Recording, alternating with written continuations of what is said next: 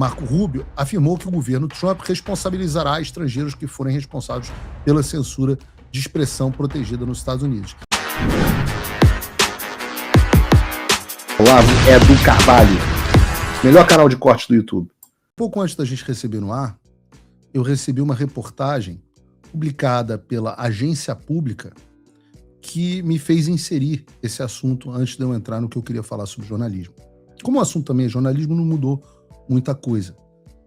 E eu não poderia deixar de expor os militantes da agência pública. Então, vamos lá. Eu quero ler para vocês a seguinte reportagem publicada a meu respeito agora há pouco. Paulo Figueiredo doou 54 mil à deputada dos Estados Unidos que propôs lei contra Moraes. E eu vou lendo aqui, reagindo ao texto, porque isso é absolutamente maravilhoso. Eles dizem assim: a deputada republicana norte-americana Maria Elvira Salazar é frequentemente mencionada por Eduardo Bolsonaro em redes sociais. Salazar já se reuniu com Eduardo e seu aliado, Paulo Figueiredo, algumas vezes para discutir o que ambos chamam de censura e perseguição política no Brasil. Ambos chamam, né? Não, eles da agência pública não chamam. Agora, um levantamento exclusivo da agência pública, fodões vocês, descobriu que Paulo Figueiredo doou mais de 54 mil reais para apoiar a campanha de Salazar à reeleição um mês antes dela propor um projeto de lei que mirava Alexandre de Moraes do STF. As 3 doações estão registradas na Federal Election Commission, na FEC. Segundo os registros oficiais de campanha, em 14 de agosto de 2024, Figueiredo doou um total equivalente a 54,5 mil reais na cotação da época para o comitê de campanha da candidata, o Salazar Victory Committee. O valor é o máximo permitido para uma pessoa física doar aos diretórios estaduais de um partido a cada eleição. Nas doações, Figueiredo se descreve como jornalista. Eu sou um transjornalista, me identifico como jornalista. Apenas cidadãos americanos como Paulo podem doar a comitês de campanha e, portanto, Eduardo não poderia fazê-lo. Não é verdade. Residentes permanentes dos Estados Unidos também podem fazer doação. É o mínimo que uma bosta de um jornalista deveria verificar antes de publicar. O valor total depositado por Figueiredo em 14 de agosto de 2024 foi depositado por Figueiredo em 14 de agosto de 2024 e 5 dias depois transferido para o Comitê Salazar for Congress em 2 parcelas de $3.300, então o limite legal para doação de pessoas físicas, e uma parcela de $3.400 para o Freedom Force PAC, o comitê de ação política ligado à campanha de Salazar. Um mês depois, em 16 de setembro de 2024, Maria Elvira Salazar apresentou, em parceria com o deputado Darrell Issa, da Califórnia, o projeto No Censor in Our Shores Act, sem censores em nossas fronteiras, em tradução livre. O projeto de lei barra a entrada dos Estados Unidos de estrangeiros envolvidos em conduta que teria violado a primeira emenda da Constituição e permite a sua deportação. O projeto se aplica a um indivíduo que, enquanto atuava como funcionário de um governo estrangeiro, realizou ou foi responsável por atividades contra um cidadão norte-americano, eles botam aqui estadunidense, que é uma coisa de imbecil, localizado, mas mostra o nível dessas pessoas, localizado nos Estados Unidos, que tenha violado a primeira emenda se cometida por um funcionário do governo americano em território americano. A proposta tinha como principal justificativa as decisões do STF brasileiro sobre redes sociais, em especial aquela que levou à suspensão do X de Elon Musk.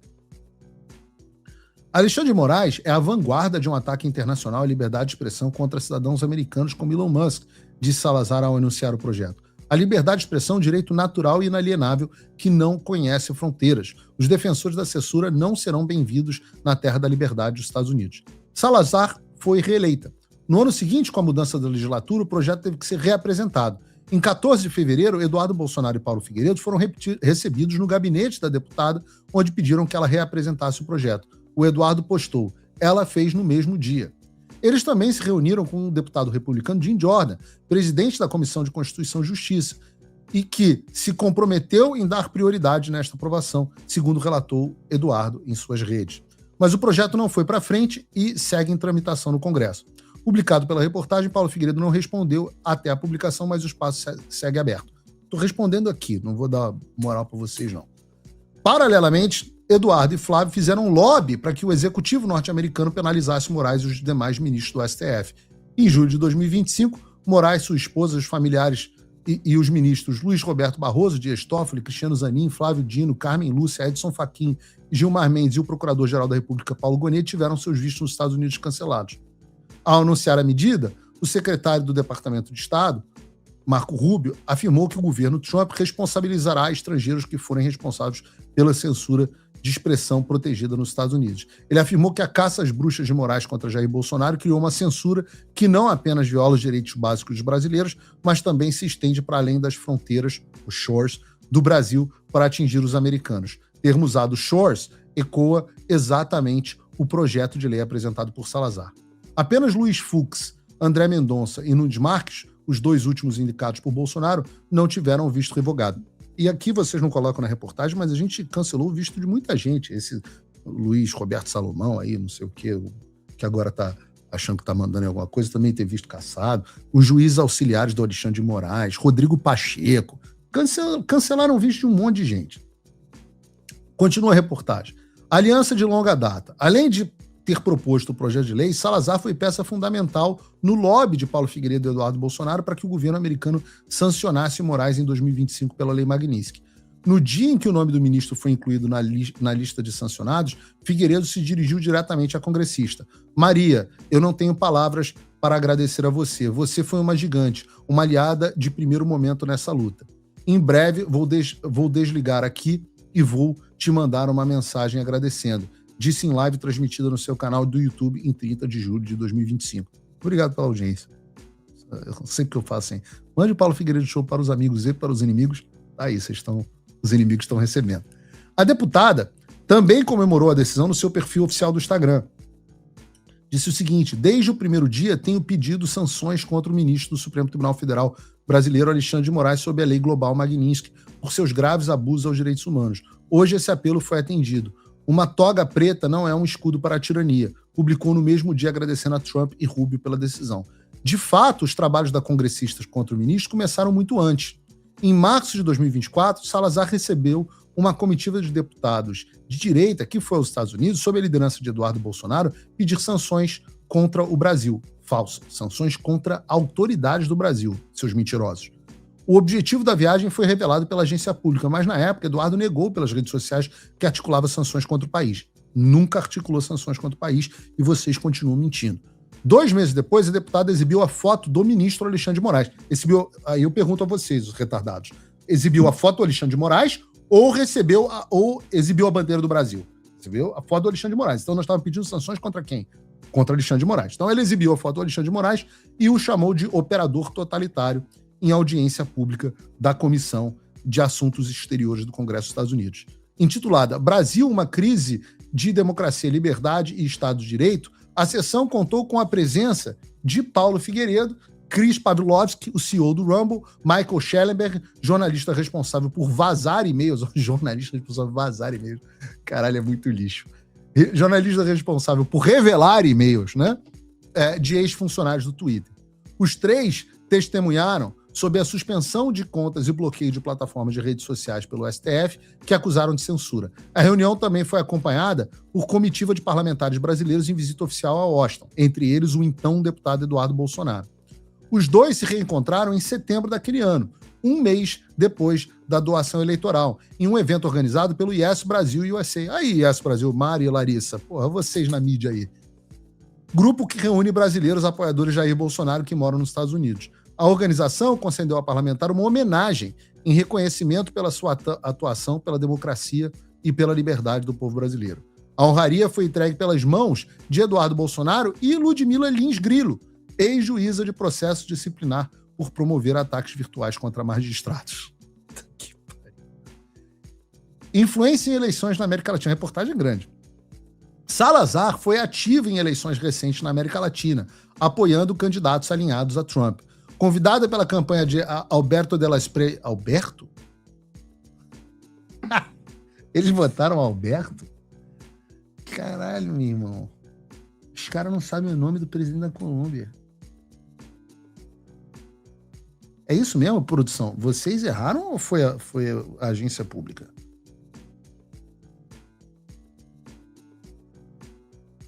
Não, não é possível. Cara, constrangido aqui. Nego que quer escrever sobre relações internacionais. Convidado pela campanha de Alberto Sic de la Espriella, ela acompanhou o segundo turno das eleições do novo presidente da Colômbia na cidade de Barranquilla, no dia 21 de julho. Dias depois da vitória, Salazar participou de uma audiência no Congresso americano intitulada Um Novo Começo para a Colômbia, com foco nas relações entre os Estados Unidos e o país. Antes disso, em novembro de 2025, apenas 9 dias antes das eleições presidenciais em Honduras, Salazar advertiu os hondurenhos que não elegessem um comunista, referindo-se a Rixi Moncada, candidata apoiada pelo ex-presidente Castro, e ameaçou: os olhos dos Estados Unidos estão vigiando Honduras no dia 30 de novembro, data do pleito. Trump ameaçou retirar o apoio econômico dos Estados Unidos caso o candidato que ele apoiava, o direitista Asfura, não vencesse, o que acabou acontecendo, a direita venceu, né, após um tumultuado processo eleitoral que terminou quase no final de 2025. Em abril de 2025, Salazar pediu que o secretário do Tesouro dos Estados Unidos, Scott Bessent, o mesmo que sancionou o Xandão, liberasse 75% do empréstimo de 20 bilhões de dólares que a Argentina conseguiria junto ao FMI. Trump havia vinculado a viabilização do acordo financeiro mediado pelos Estados Unidos à vitória do aliado Javier Milei nas eleições legislativas, concretizado em outubro daquele ano. Salazar celebrou o resultado e chamou Milei de referência moral. Essa é a reportagem dos caras. O Trump voltou. Isso já deve ter tirado um peso das suas costas. Mas e o Brasil? O nosso país continua atolado e achar que só a vitória do Trump vai resolver tudo é ilusão. Nada vai mudar sozinho. E pode ter certeza de uma coisa: ficar xingando muito nas redes sociais não vai fazer diferença nenhuma.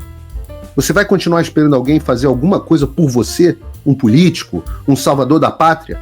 Esquece. Se ninguém tomar uma atitude, nada acontece. Eu tô fazendo a minha parte. Eu parei a minha vida por isso. Mas, se você quer saber como pode ajudar sem precisar largar tudo, a resposta é simples: apoiando quem está na linha de frente. Sem esse apoio, sem essa linha de suprimento, esse trabalho morre. Sem estrutura, ninguém avança. Então acessa www.paulofigueiredoshow.com/apoie e com $5 por mês você pode fazer parte disso. Se puder mais, eu recomendo, seja um patrono Gold e participe ativamente no grupo que me ajuda a pautar esse debate. O que vai definir o futuro é quem faz e não quem reclama. A escolha é sua.